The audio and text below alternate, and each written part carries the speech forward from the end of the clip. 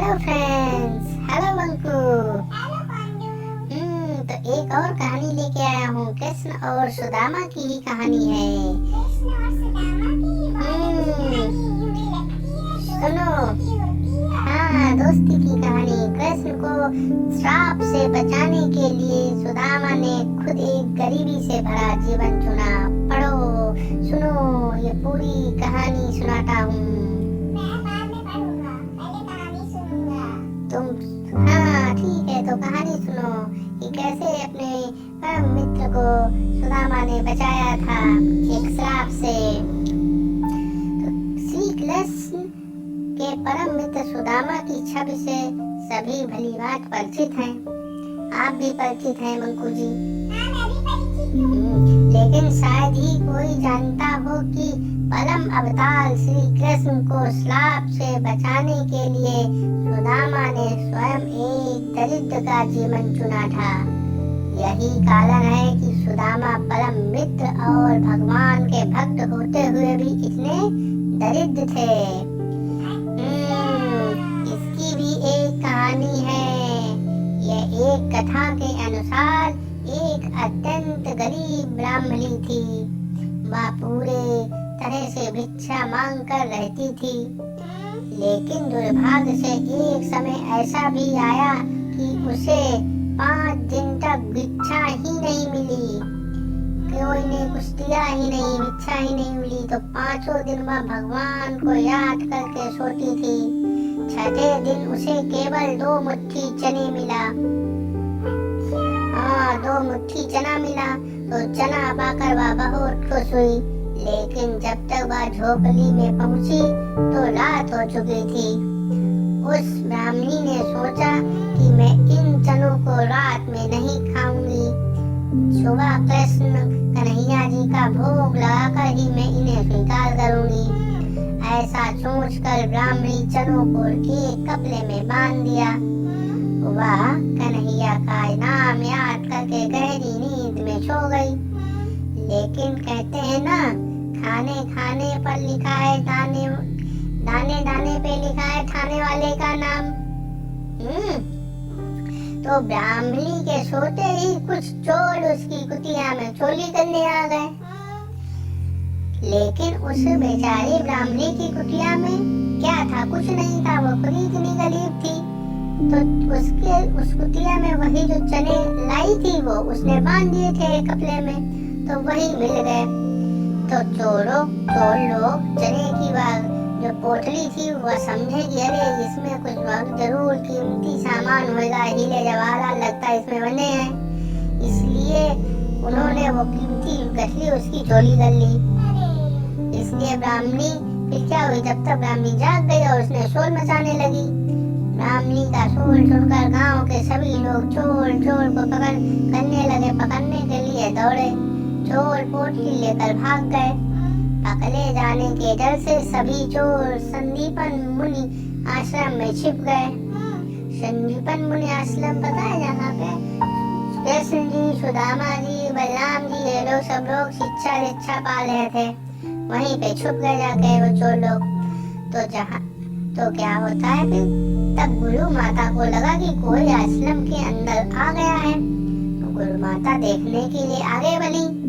चोर को लगा कोई आ रहा है।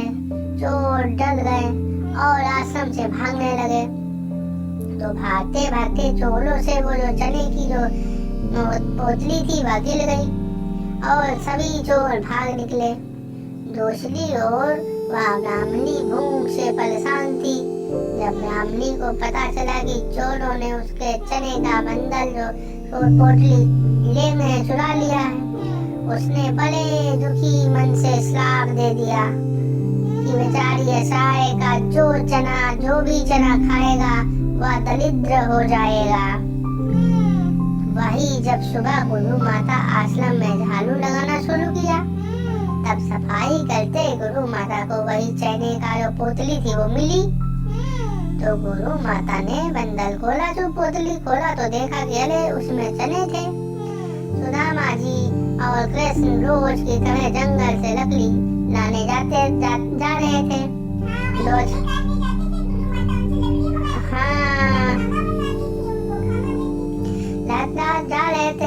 तभी गुल्लू माता ने उन्हें वही चने का जो पोटली थी वो दे दी और कहा कि भूख लगने पर दोनों इसे खा लेना। फिर जैसे ही सुदामा जी ने चने की वो पोटली ली, उन्हें सारा रहस्य समझ में आ गया। सुदामा ने सोचा कि अगर श्री कृष्ण ने इस चने को स्वीकार कर लिया तो पूरी सृष्टि गरीब और गरीब हो जाएगी। यही सोचकर उन्होंने ये सारे चने की जो पोटली थी खुद खा ली। हाँ, और उस गरीब ब्राह्मणी का श्राप अपने ऊपर ले लिया।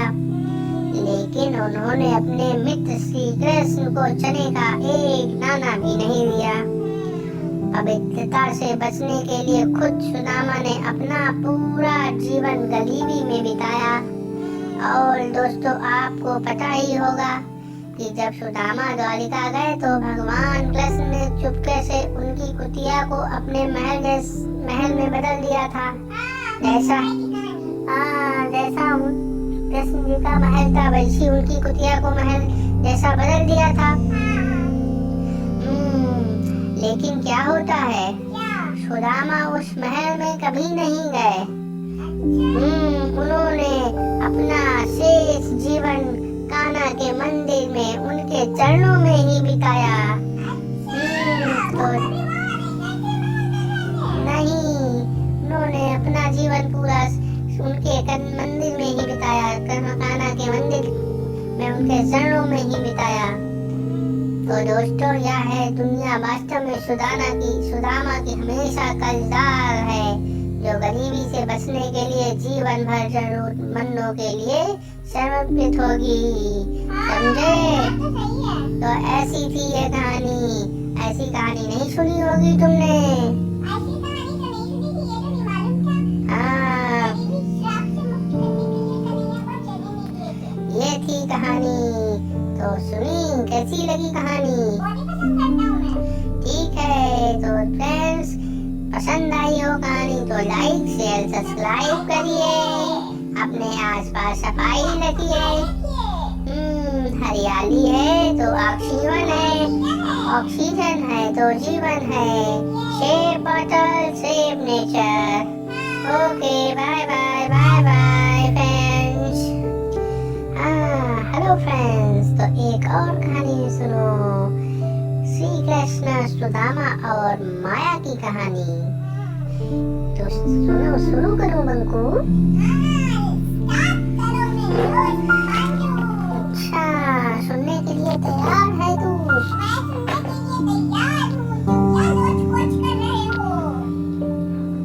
तो सुनो। एक बार श्री कृष्ण के सखा सुदामा श्री कृष्ण से कहते हैं कि माया क्या है, मुझे आपकी माया देखनी है। तो श्री कृष्ण उस दिन बात टाल देते हैं, कहते हैं कि और किसी दिन माया दिखाऊंगा। तो एक दिन श्री कृष्ण और सुदामा नदी पर स्नान करने जाते हैं।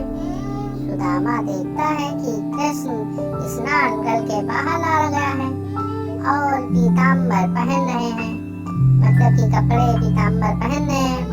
सुदामा सोचता है कि एक डुबकी और लगा लेता हूँ। उसी समय श्री कृष्ण की माया शुरू हो जाती है। श्री कृष्ण ने सोचा कि लाओ आज इनको माया दिखाई देता हूँ, क्या होती है माया। तो सुदामा डुबकी लगाकर बाहर आता है तो देखता है कि कृष्ण जा चुके हैं और नदी में बाढ़ आ चुकी है और वह नदी के बहाव के साथ बहे जा रहा है और दूर कहीं एक किनारे पर पहुंचते हैं तो नदी से निकलकर नगर की ओर चल पड़ते हैं। उसी समय एक हथनी उनके गले में माला पहना देती है। हाँ, नगरवासी सुदामा को बताते हैं, आज से आप हमारे राजा हैं, क्योंकि हमारे राज्य में किसी राजा के मर जाने के बाद हथनी जिसके गले में माला पहनाती है वही हमारा अगला राजा बनता है। तो आज से आप ही हमारे राजा पत्नी ने आपको माला पहना दिया। क्या सोचे?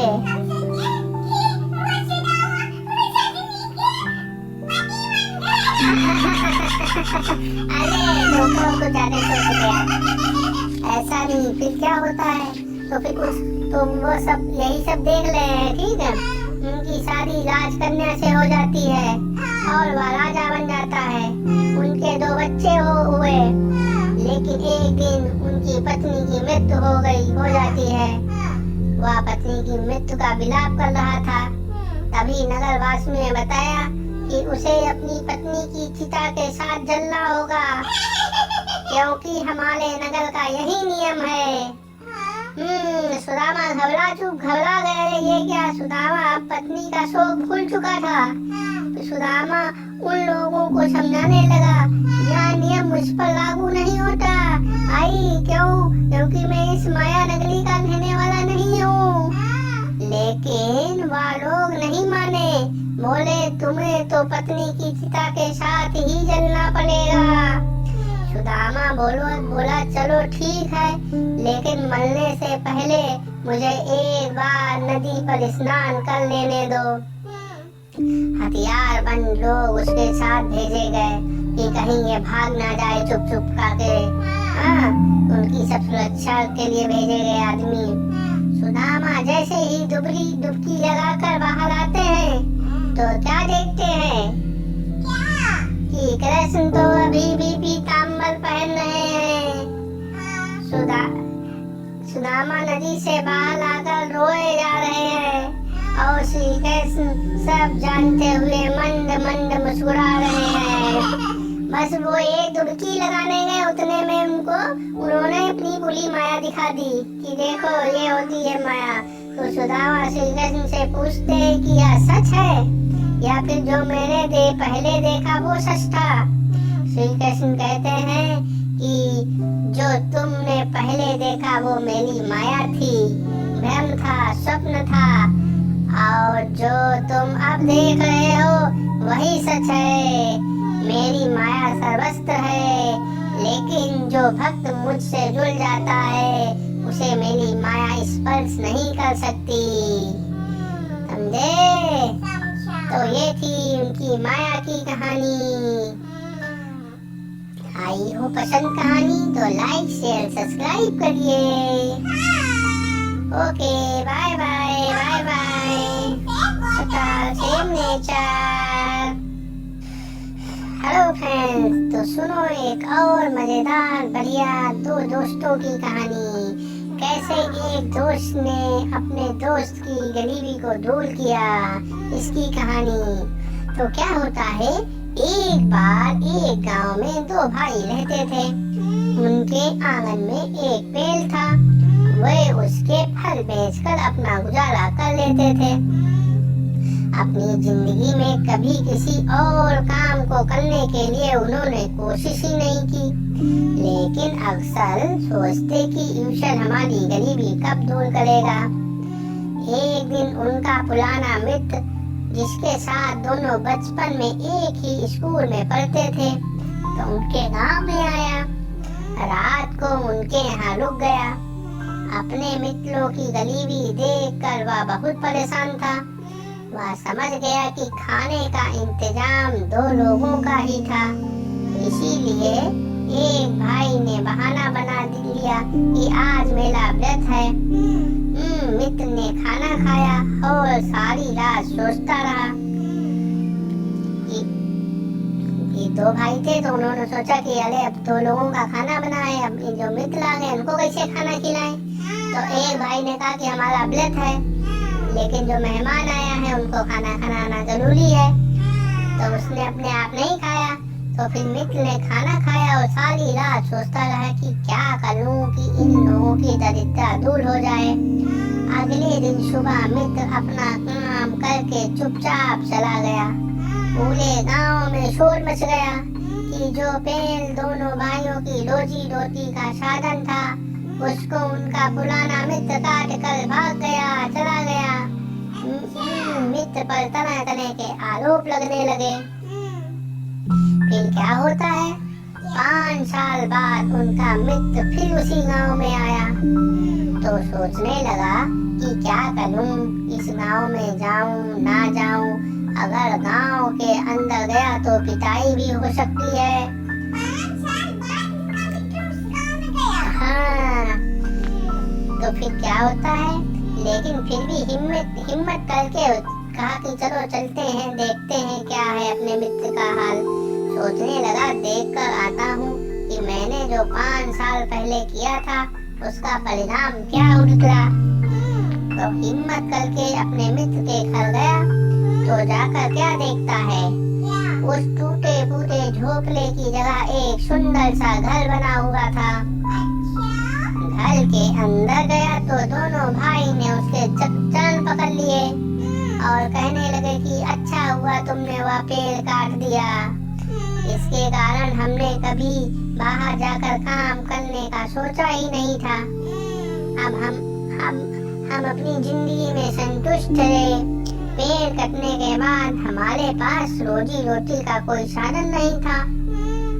अब दोनों भाई नौकरी की तलाश करने लगे। जब पेड़ कट गया तो दोनों ने नौकरी तलाश की, तो बड़े भाई को सरपंच के यहाँ छोटे मोटे काम करने के लिए नौकरी मिल गई।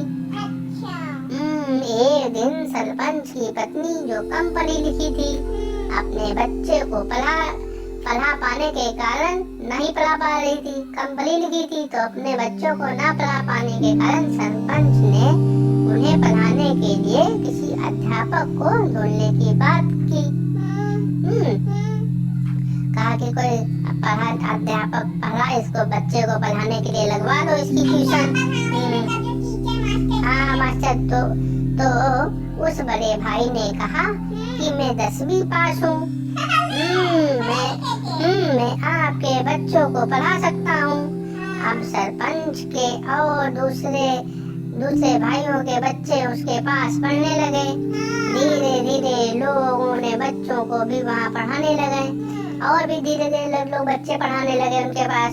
तो बड़े भाई ने कहा कि जब बच्चे मुझे मास्टर जी कहते हैं तो मुझे बहुत गर्व महसूस होता है। अब धीरे धीरे पैसा और सम्मान दोनों मिलने लगा। अब पैसे और सम्मान के बल पर मेरी शादी पड़ोस के गांव की पढ़ी लिखी लड़की से हो गई। पत्नी ने मुझे आगे पढ़ने के लिए प्रेरित किया और अब मैं 12वीं की परीक्षा की तैयारी कर रहा हूँ और साथ में स्कूल में बच्चों को पढ़ाता भी हूँ। दूसरे भाई की नौकरी एक ढाबे पे लग गई। वहाँ ढाबे के मालिक की खाना बनाने में मदद करता है। धीरे धीरे उसने खाना बनाना सीख लिया और वहाँ का प्रमुख रसोइया बन गया।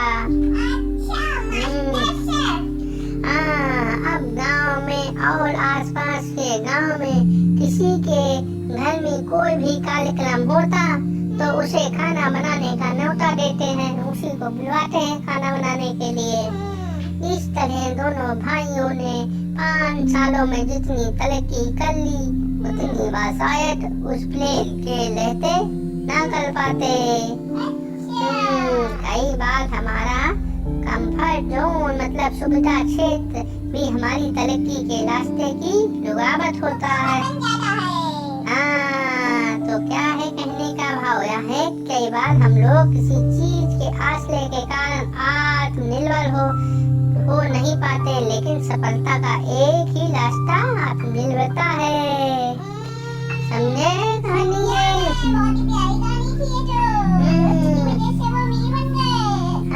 तो ये थी एक बढ़िया सी कहानी।